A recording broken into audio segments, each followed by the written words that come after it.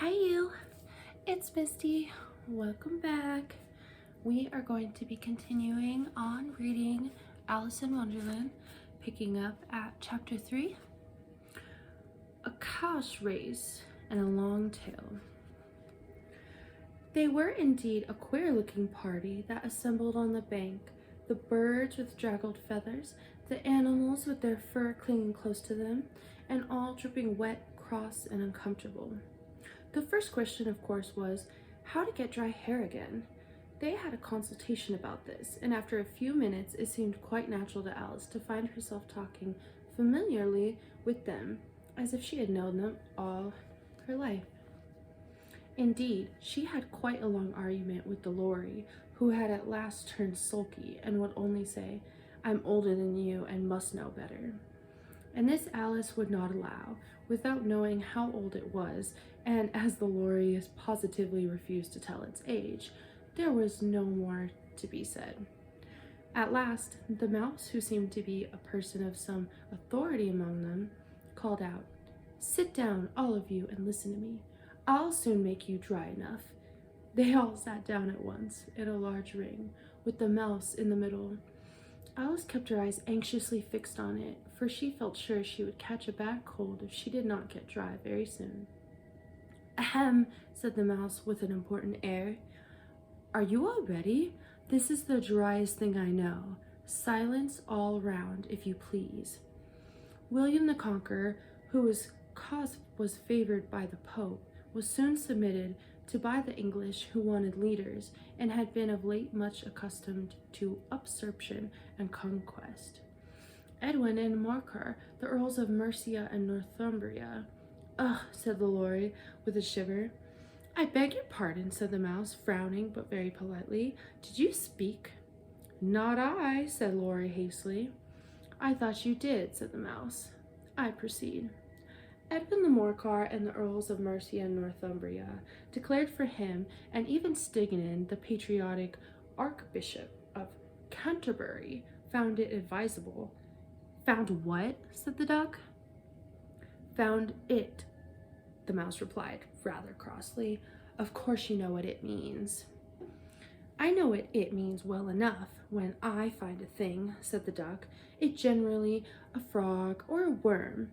The question is, what did the Archbishop find?" The mouse did not notice this question, but hurriedly on. "Found it advisable to go with Edgar Atheling, meet William, and offer him the crown. William's conduct at first was moderate, but the insolence of his Normans— How are you getting on now, my dear?" it continued, turning to Alice as it spoke. "As wet as ever," said Alice in a melancholy tone. "It doesn't seem to dry me at all." "In that case," said the dodo solemnly, rising to its feet, "I move that meeting adjourn for the immediate adoption of more energetic remedies." "Speak English," said the eaglet. "I don't know what the meaning of half of those long words, and what's more, I don't believe you do either." And the eaglet bent down its head to hide a smile. Some of the other birds tittered audibly. "What I was going to say," said the dodo in an offended tone, "was that the best thing to get us dry would be caucus race." "What is a caucus race?" said Alice. Not that she much wanted to know, but the dodo had paused as if it thought that somebody ought to speak, and no one else seemed inclined to say anything. "Why," said the dodo, "the best way to explain it is to do it. And, as you might like to try the thing yourself some winter day, I will tell you how the dodo man managed it. First, it marked out the race course in a sort of circle. The exact shape doesn't matter, it said. And then all the party were placed along the course, here and there. There was no 1, 2, 3, and away, but they began running when they liked, and left off when they liked, so that it was not easy to know when the race was over. However, when they had been running half an hour or so, and were quite dry again, the dodo suddenly called out, 'The race is over!' And they all crowded round it, panting and asking, 'But who has won?' This question the dodo could not answer without a great deal of thought, and it stood for a long time with one finger pressed upon its forehead, the position in which you usually see Shakespeare in the pictures of him. while the rest waited in silence. At last the dodo said, "Everybody has won, and all must have prizes." "But who is to give the prizes?" quite a chorus of voices asked. "Why, she, of course," said the dodo, pointing to Alice with one finger, and the whole party at once crowded around her, calling out in a confused way, "Prizes, prizes!" Alice had no idea what to do, and in despair she put her hand in her pocket and pulled out a box of comfits, luckily the salt water had not got into it, and handed them round as prizes. There was exactly one apiece all round. "But she must have a prize herself, you know," said the mouse. "Of course," the dodo replied very gravely. "What else have you got in your pocket?" it went on, turning to Alice. "Only a thimble," said Alice sadly. "Hand it over here," said the dodo. Then they all crowded round her once more while the dodo solemnly presented the thimble, saying, "We beg your acceptance of this elegant thimble." And when it had finished the short speech, they all cheered. Alice thought the whole thing was very absurd, but they all looked so grave that she did not dare to laugh. And, as she could not think of anything to say, she simply bowed, and she took the thimble, looking as solemn as she could. The next thing was to eat the comfits. This caused some noise and confusion, as the large birds complained that they could not taste theirs, and the small ones choked and had to be patted on the back. However, it was over at last, and they sat down again in a ring and begged the mouse to tell them something more. "You promised to tell me your history, you know," said Alice. "And why is it you hate C and D?" she added in a whisper, half afraid that it would be offended again. "Mine is a long and sad tale," said the mouse, turning to Alice and sighing. "It is a long tale, certainly," said Alice, looking down with wonder at the mouse's tail. "But why do you call it sad?" And she kept on puzzling about it while the mouse was speaking, so that her idea of the tale was something like this. Fury said to a mouse that he met in the house, "Let us both go to law. I will prosecute you. Come, I'll take no denial. We must have a trial, for really this morning I've done nothing to do." Said the mouse to the cur, "Such a trial, dear sir, with no jury or judge, would be wasting our breath." "I'll be the judge, I'll be the jury," said cunning old Fury. "I'll try the whole cause and condemn you to death." "You are not attending," said the mouse to Alice severely. "What are you thinking of?" "I beg your pardon," said Alice very humbly. "You had got to Fifth Bend, I think." "I had not," cried the mouse sharply and very angrily. "I'm not," said Alice, always ready to make herself useful and look anxiously about her. "Oh, do let me help you undo it." "I shall do nothing of the sort," said the mouse, getting up and walking away. "You insult me by talking such nonsense." "I didn't mean it," pleaded poor Alice, "but you're so easily offended, you know." The mouse only growled in reply. "Please come back and finish your story," Alice called after it, and the others all joined in chorus, "Yes, please do." But the mouse only shook its head impatiently and walked a little quicker. "What a pity it wouldn't stay," sighed the lorry as soon as it was quite out of sight, and an old crab took the opportunity, saying to her daughter, "Ah, my dear, let this be a lesson to you to never lose your temper." "Hold your tongue, Ma," said the young crab a little snappishly. "You're enough to try the patience of an oyster." "I wish I had our Dinah here, I know I do," said Alice aloud, addressing nobody in particular. "She'd soon fetch it back." "And who is Dinah, if I might venture to ask the question?" said the lorry. Alice replied eagerly, for she was always ready to talk about her pet. "Dinah's our cat, and she's such a capital one for catching mice, you can't think. And oh, I wish you could see her after the birds. Why, she'll eat a little bird as soon as she look at it." This speech caused a remarkable sensation among the party. Some of the birds hurried off at once. One old magpie began wrapping itself up very carefully, remarking, "I really must be getting home. The night air doesn't suit my throat."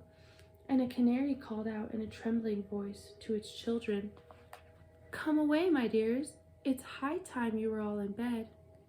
On various pretexts, they all moved off, and Alice was soon left alone. I wish I hadn't mentioned Dinah, she said to herself in a melancholy tone. Nobody seemed to like her down here, and I'm sure she's the best cat in the world. Oh, my dear Dinah, I wonder if I shall ever see you any more. And here poor Alice began to cry again, for she felt very lonely and low-spirited. In a little while, however, she again heard a little pattering of footsteps in the distance, and she looked up eagerly, half hoping that the mouse had changed his mind and was coming back to finish. Chapter 4. The Rabbit Sends in a Little Bill. It was the White Rabbit, trotting slowly back again and looking anxiously about as it went, as if it had lost something, and she heard it muttering to itself, "The Duchess! The Duchess! Oh, my dear paws! Oh, my fur and whiskers! She'll get me executed, as sure as ferrets are ferrets! Where can I have dropped them, I wonder?" Alice guessed in a moment that it was looking for the fan and the pair of white kid gloves, and she very good-naturedly began hunting about for them, but they were nowhere to be seen. Everything seemed to have changed since her swim in the pool, and the great hall with the glass table and the little door had vanished completely. Very soon the rabbit noticed Alice as she went hunting about and called out to her in an angry tone, "Why, Marianne, what are you doing out here? Run home this moment and fetch me a pair of gloves and a fan. Quick, now!" And Alice was so much frightened that she ran off at once in the direction it pointed to without trying to explain the mistake that it had made. "He took me for his housemaid," she said to herself as she ran. "How surprised he'll be when he finds out who I am. But I'd better take him his fan and gloves. That is, if I can find them." As she said this, she came upon a neat little house, on the door of which was a bright brass plate with the name W. Rabbit engraved upon it. She went in without knocking and hurried upstairs in great fear lest she should meet the real Marianne and be turned out of the house before she had found the fan and gloves. "How queer it seems," she said to herself, to be going messages for a rabbit. I suppose Dinah will be sending me on messages next. And she began fancying the sort of thing that would happen.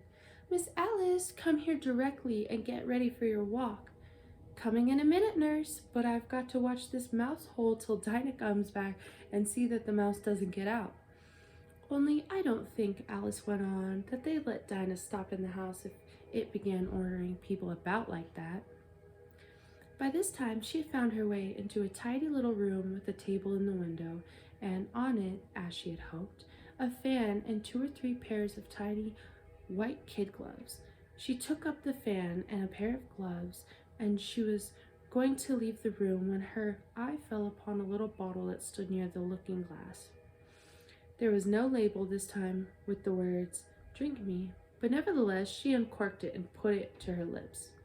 "I know something interesting is sure to happen," she said to herself, "whenever I eat or drink anything, so I'll just see what this little bottle does. I do hope it'll make me grow large again, for really I'm quite tired of being such a tiny little thing." It did so indeed, as much sooner than she had expected. Before she had drunk half the bottle, she found her head pressed against the ceiling and had to stoop to save her neck from being broken. She hastily put down the bottle, saying to herself, "That's quite enough. I hope I shan't grow any more. As it is, I can't get out the door. I do wish I hadn't drunk quite so much." Alas, it was too late to wish that. She went on growing and very soon had to kneel down on the floor, and in another minute there was not even room for this, and she tried the effect of lying down with one elbow against the other door and the other arm curled around her head. Still, she went on growing, and as a last resource, she put one arm out the window and one foot up the chimney and said to herself, "Now I can do no more. Whatever happens, what will become of me?" Luckily for Alice, the little magic bottle had now had its full effect and she grew no larger. Still, it was very uncomfortable, and as there seemed to be no sort of chance of her getting out of the room again, No wonder she felt unhappy.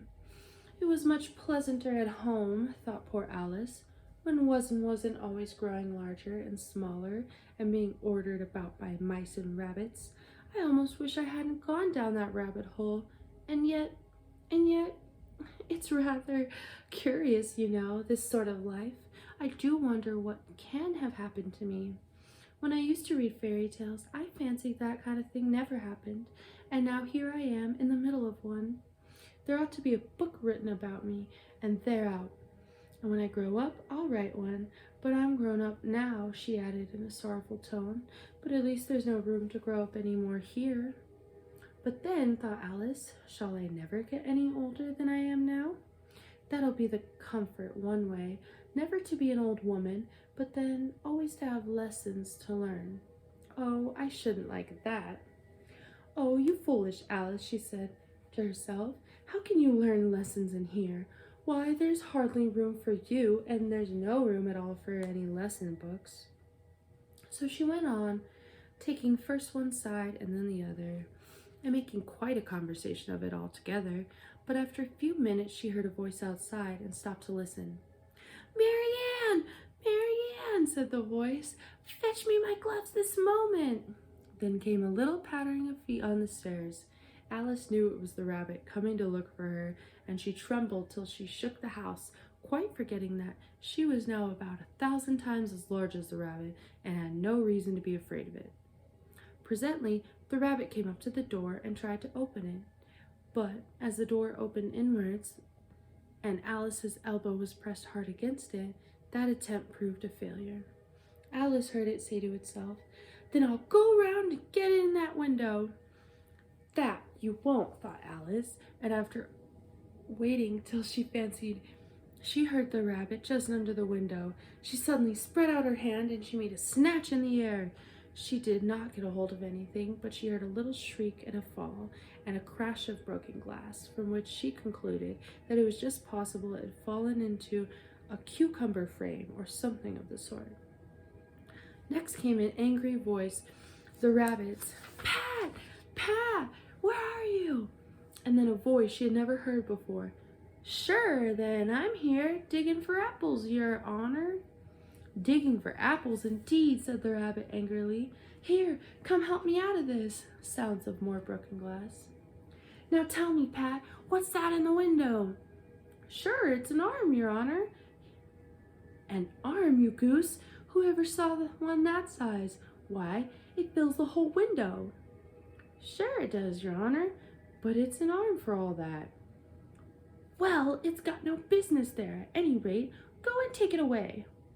There was a long silence after this, and Alice could only hear whispers now and then, such as, "Sure, I don't like it, your honor, at all. Do as I tell you, you coward." And at last she spread out her hand again and made another snatch in the air. This time there were 2 little shrieks and more sounds of broken glass. "What a number of cucumber frames there must be," thought Alice. "I wonder what they'll do next. As for pulling me out of the window, I only wish they could. I'm sure I don't want to stay in here any longer." She waited for some time without hearing anything more. At last came a rumbling of little cartwheels and the sounds of a good many voices all talking together. She made out the words, "Where's the other ladder? Why, I hadn't to bring but one. Bill's got the other. Bill, fetch it here, lad. Here, put 'em up at this corner. No, tie 'em together first. They don't reach half high enough yet. Oh, they'll do well enough. Don't be particular. Here, Bill, catch hold of this rope. Will the roof bear? Mind that loose slate. Oh, it's coming down. Heads below." A loud crash. "Now, who did that?" "It was Bill, I fancy." "Who's to go down the chimney?" "Nay, I shan't. You do it." "That I won't listen then." "Bill's got to go down. Here, Bill, the master says you've got to go down the chimney." "Oh, so Bill's got to come down the chimney, has he?" said Alice to herself. "Why, they seem to put everything upon Bill. I wouldn't be in Bill's place for a good deal. This fireplace is narrow, to be sure, but I think I can kick a little." She drew her foot as far down as the chimney she could, and waited till she heard a little animal, she couldn't guess what sort it was, scratching and scrambling about in the chimney close above her. Then, saying to herself, "This is Bill," she gave one sharp kick and waited to see what would happen next. The first thing she heard was a general chorus of, "There goes Bill!" Then the rabbit's voice alone, "Catch him! You by the hedge!" Then silence, and then another confusion of voices. "Hold up his head! Brandy now! Don't choke him! How was it, old fellow? What happened to you? Tell us all about it." Last came a little feeble, squeaking voice. "That's Bill," thought Alice. "Well, I hardly know. No more. Thank ye, I'm better now. But I'm a deal too flustered to tell you. All I know is something comes at me like a jack-in-the-box, and up I goes like a skyrocket." "So you did, old fellow," said the others. "We must burn the house down," said the rabbit's voice, and Alice called out as loud as she could, "If you do, I'll set Dinah at you." There was a dead silence instantly, and Alice thought to herself, "I wonder what they'll do next. If they had any sense, they'd take the roof off." After a minute or two, they began moving about again, and Alice heard the rabbit say, "A barrelful will do to begin with." A barrelful of what? Thought Alice, but she had not long to doubt, for the next moment a shower of little pebbles came rattling in at the window, and some of them hit her in the face. "I'll put a stop to this," she said to herself, and shouted out, "You better not do that again," which preceded another dead silence. Alice noticed with some surprise that the pebbles were all turning into little cakes as they lay on the floor, and a bright idea came into her head.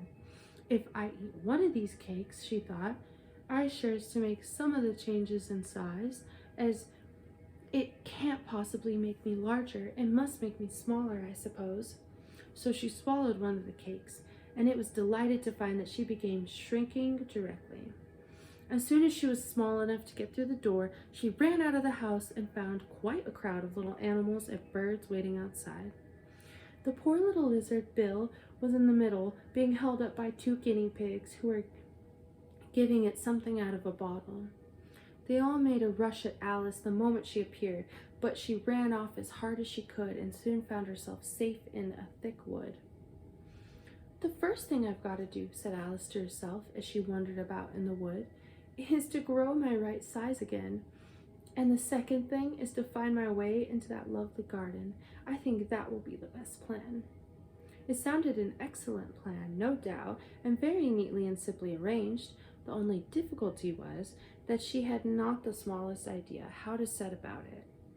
And while she was peering about anxiously among the trees, a little sharp bark just over her head made her look up in a great hurry. An enormous puppy was looking down at her with large round eyes and feebly stretching out one paw trying to touch her. "Poor little thing," said Alice in a coaxing tone, and she tried hard to whistle to it, but she was terribly frightened all the time at the thought that it might be hungry, in which case it would be very likely to eat her up in spite of all her coaxing. Hardly knowing what she did, she picked up a little bit of stick and held it out to the puppy, whereupon the puppy jumped into the air off all its feet at once with a yelp of delight and rushed at the stick and made believe to worry it. And then Alice dodged behind a great thistle to keep herself from being run over, and the moment she appeared on the other side, the puppy made another rush at the stick and tumbled head over heels in its hurry to get a hold of it. Then Alice, thinking it was very likely having a game of play with a cart horse, and expecting every moment to be trampled under its feet, ran around the thistle again. Then the puppy began a series of short charges at the stick, running a very little way forwards each time and a long way back, and barking hoarsely all the while, till at last it sat down a good way off, panting, with its tongue hanging out of its mouth, and its great eyes half shut. This seemed to Alice a good opportunity for making her escape, so she set off at once and ran till she was quite tired and out of breath, and still the puppy's bark sounded quite faint in the distance. "And yet what a dear little puppy it was," said Alice as she leant against a buttercup to rest herself, and fanned herself with one of the leaves. "I should have liked teaching it tricks very much. If I'd only been the right size to do it. Oh dear, I'd nearly forgotten that I've got to grow up again. Let me see, how is it to be managed? I suppose I ought to eat or drink something or other, but the great question is, what? The great question certainly was, what? Alice looked all round her at the flowers and the blades of grass, but she could not see anything that looked like the right thing to eat or drink under the circumstances. There was a large mushroom growing near her, about the same height as herself, and when she had looked under it, and on both sides of it and behind it, it occurred to her that she might as well look and see what was on top of it. She stretched herself up on tiptoe and peeped over the edge of the mushroom, and her eyes immediately met those of a large blue caterpillar that was sitting on the top with its arms folded, quietly smoking a long hookah and taking not the smallest notice of her or of anything else. And that is chapter 3 and 4. Come on back for the rest.